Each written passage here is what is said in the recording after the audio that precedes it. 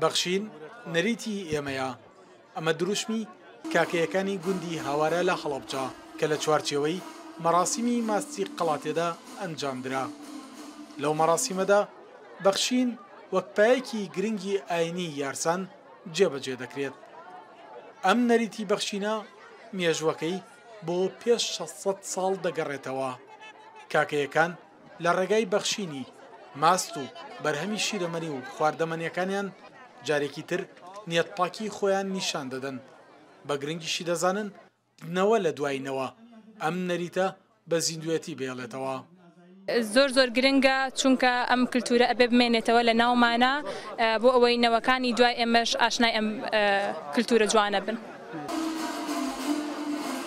ئیمڕۆژی شەمی یادەکرێت تۆ تەمەنمە یادی شەهیدبوونی میرەسکەندەرە کە ئەم ناوچەیە کاتەوە، بەڵام لەو ڕۆژەیە ئەم جۆرە بەخشینەیانێ ئێمە لە کاتی شیوەن و ناخۆشیمانە شتە بەخشینەوە بە خەڵکو زیاتر حەزمان لێتی وڵاتەکە وڵاتی پێکەوە ژیان بکە، خۆی وڵاتی پێکەوە ژیانە ئەم خاکە پیرۆزە پێکەوە ژیانی پێ پەسەندە وەکو لەوەی کە توندڕاوێتی تێدا هەبێت. ئەمە یەکەمین جارە بۆ هەموو ڕاگەاندنەکان و بۆ خەڵکی دەرەوەی کاکەی ئەمە مەراسیمەکەین.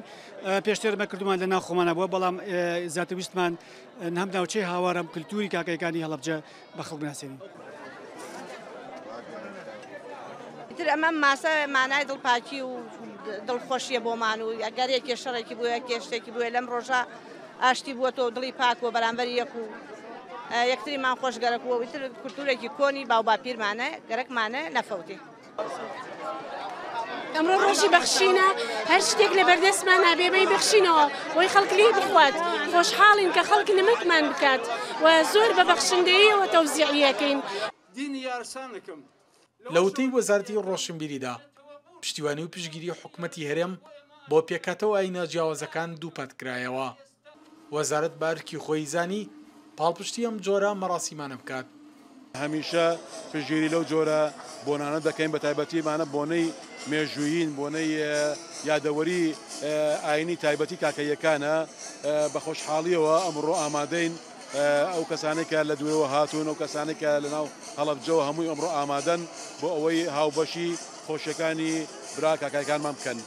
مەراسیمی ماستی قەڵاتێ کە لەلایەن ڕێکخراوی شنوورەی کاکەیی بە سپۆنسەری بەڕێوەبەرایەتی گشتی ڕۆشنبیری و هونەری هەڵەبجە بەڕێوەچوو تێدا ژمارەیەکی بەرچاو لە میوانانی حکومی و حیزبی و پێکاتەکانی دەرەوەی کاکەیی بەشداریان کرد. لە نزیکەوە بەم نەریتە کللتوری و ئاینەی کاکەیەکان ئاشنا بوون.